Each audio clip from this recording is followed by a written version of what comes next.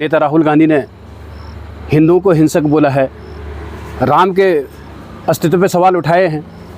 इनको तो एक क्षमा यात्रा निकालनी चाहिए। अभी हमारे साथ रुद्रप्रयाग बीजेपी के पूर्व जिला अध्यक्ष दिनेश उनियाल जी मौजूद हैं। दूसरी तरफ कांग्रेस की हरिद्वार से और केदारनाथ धाम तक यात्रा है, उसको लेकर हम जानेंगे। स्वागत है सर आपका दैनिक उत्तराखंड में। बहुत बहुत धन्यवाद आपका। कांग्रेस पार्टी केदार प्रतिष्ठा यात्रा निकाल रही है और हरिद्वार से शुरू होकर केदार धाम तक पहुंचेगी। किस तरीके से आप लोग देख रहे हैं? देखिए, हमें समझ में नहीं आ रहा है ये केदार प्रतिष्ठा क्या होती प्रतिष्ठा। भगवान इनको सद्बुद्धि दे भगवान केदारनाथ, किस बात की प्रतिष्ठा? ये तो भगवान केदारनाथ जी पे प्रश्न चिन्ह उठा रहे हैं, किस बात की प्रतिष्ठा? अरे इनको तो जो है, जो इन लोगों ने बोला, इनके नेता राहुल गांधी ने हिंदुओं को हिंसक बोला है, राम के अस्तित्व पे सवाल उठाए हैं। इनको तो एक क्षमा यात्रा निकालनी चाहिए। ये प्रतिष्ठा किस बात की प्रतिष्ठा? और इतने बड़े केदारनाथ की, इतने बड़े धाम की, हमारी जो है, जो मोक्ष धाम है, इसकी प्रतिष्ठा पे ये सवाल उठा रहे हैं। किस बात की प्रतिष्ठा? कांग्रेस है कहाँ? इनको कोई सद्बुद्धि देने वाला नेता नहीं है इनके पास कोई। क्या हरीश रावत जी इतने वृद्ध हो गए हैं, क्या इनको ज्ञान नहीं दे सकते हैं? अरे वो भी इस पावन पवित्र देवभूमि में आकर के इस प्रकार का कृत्य बहुत निंदनीय है। यहाँ की जनता कभी माफ़ नहीं करेगी इनको। बाबा केदारनाथ कभी माफ़ करने वाले नहीं हैं इनको। मैं आपको आज बता देता हूँ, इनका ये स्टैंड सिर्फ और सिर्फ जो है चुनाव स्टैंड है। इनका कहना है कि केदारनाथ के साथ बीजेपी प्रयोग कर रही है और जो यात्रा है उसमें इनके लोग बर्बाद हो गए। उन्होंने कुछ पैसा नहीं कमाया, सारे लोगों का उत्पीड़न कर रही है बीजेपी सरकार। ये 2013 की जब आपदा आई थी यहाँ, उस कालखंड को याद करें ना। कांग्रेस हमारे सामने आए, बोले ना क्या स्थिति थी यहाँ, किस स्थिति में ये छोड़ के चले गए थे यहाँ पे, और ये आज हमारे पे सवाल उठा रहे हैं। केदारनाथ के बारे में अगर इनको इतनी चिंता थी, आज तक कहाँ थे ये? कभी नहीं बोला इन्होंने। मैंने कहीं नहीं देखा इनको, कहीं नहीं। और इनके नेता, बड़े वयोवृद्ध नेता, जो आज मेरे को लगता है हरीश रावत जी जो है घर बैठे हुए हैं, इनके मार्गदर्शक है। इन्होंने आपदा के बाद इतने बड़े शिव भक्त, रावण तो सबसे बड़ा शिव भक्त थे, उनका पुतला जला दिया वहां। तो आप सोचे इनकी सोच कहाँ है? राहुल गांधी संसद में जो है हिंसक बोलते हैं हिंदुओं को, और पीछे इनके नेता हंसते हैं, तालियां बजाते हैं। अरे यहाँ देवभूमि में आकर के ज्ञान बांटते हैं।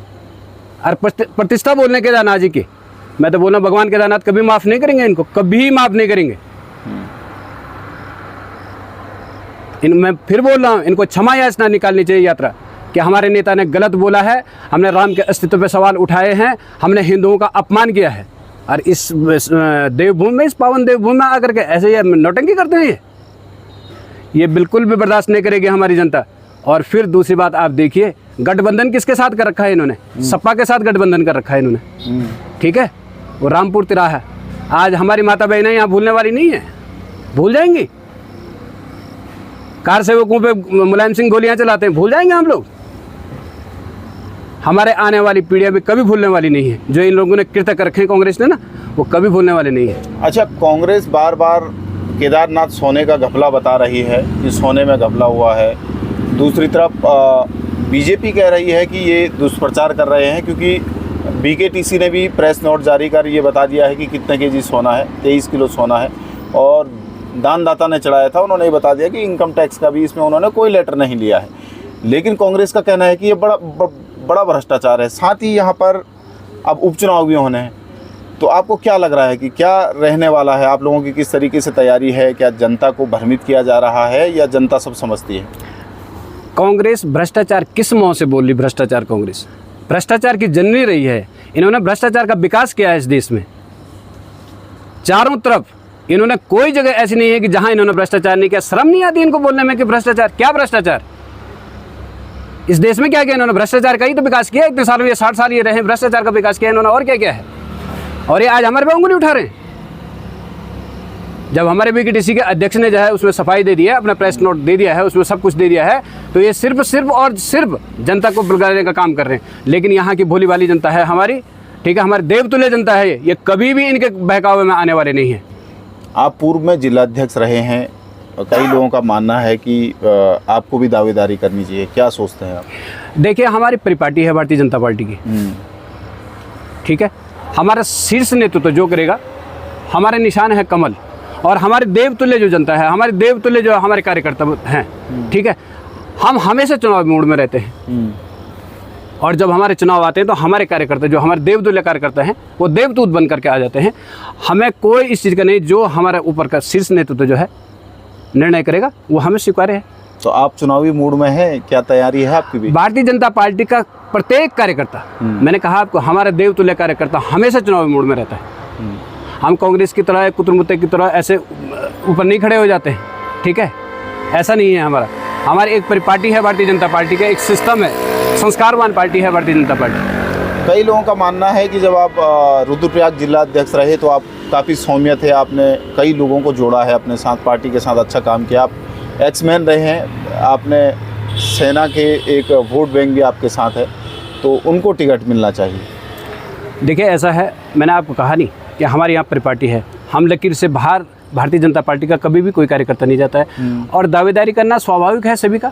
हमारे यहाँ बूथ लेवल से लेकर के टॉप टू बॉटम जो है, बॉटम टॉप जो है, कोई भी कार्य उसका अधिकार है दावेदारी करना। लेकिन कौन दावेदार होगा इसका निर्णय करना शीर्ष नेतृत्व का हाथ में। पार्टी के सामने रखी है आपने दावेदारी? अब पार्टी के सामने सबको पता है, जो निर्णय जो है शीर्ष नेतृत्व करेगा उसका हम सम्मान करेंगे।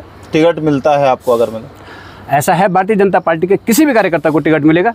हम भारतीय जनता पार्टी के जो है, जैसे जिस रूप में हम काम करते हैं तन मन से, आपको क्या लगता है, जिस तरीके से कांग्रेस यात्रा निकाल रही है, तमाम आरोप लगा रही है, बीजेपी कह रही है कि दुष्प्रचार कर रही है, कांग्रेस कह रही है कि यात्रा जो इस बार की यात्रा है, जो छोटे छोटे व्यापारी थे वो बर्बाद हो चुके हैं, अगर मैं आपको टिकट मिलता है तो आपको लगता है कि सीट निकाल पाएंगे आप लोग, इस दुष्प्रचार जिसे बीजेपी बता रही है उनसे पार पा पाएंगे? ऐसा है, मैंने आपको बार बार कहा कि भारतीय जनता पार्टी, हमारी भारतीय जनता पार्टी से अभी आपके सामने तो है 5 सीटें दी है ना, 5 कमल गए हैं, ऐसे दे दिए 5 कमल, क्या ऐसे तो नहीं दिए। कुछ लोगों का भरोसा है भारतीय जनता पार्टी पे, इतना काम हुआ है। ऑल वेदर रोड आप देख रहे होंगे, रेल अभी यहाँ पे पहुँचने वाली, ऋषिकेश कर्णप्रयाग रेल यहाँ पे पहुँचने वाली, इतना विकास यहाँ पे हुआ है। केदारनाथ का पुनर्निर्माण हो रहा है, बद्रीनाथ जी में हो रहा है, चारों धामों में इतना निर्माण हो रहा है, इतना यात्री, इतनी संख्या में यहाँ पे यात्री आ गए। ये दुष्प्रचार कर रहे हैं, इनका काम है दुष्प्रचार करना। ये फूट डालो राज करो वाली इनके जो संस्कार पहले से रहे हैं कांग्रेस के, ये कभी खत्म नहीं हो सकते। थैंक यू, दैनिक उत्तराखंड से बात करने के लिए बहुत बहुत धन्यवाद। तो ये है रुद्रप्रयाग के बीजेपी के पूर्व जिलाध्यक्ष है, उनका कहना है जिस तरीके से कांग्रेस यात्रा निकाल रही है, उनको पहले जनता से माफ़ी मांगनी चाहिए और अपनी सरकारों का जो उनका कार्यकाल रहा है उस ओर उनको ध्यान रखना चाहिए, क्योंकि कांग्रेस हमेशा से हिंदुओं की विरोधी रही है, इसलिए उनको पहले जनता से माफ़ी मांगनी चाहिए। रुद्रप्रयाग से दैनिक उत्तराखंड के लिए मनोज चौहान।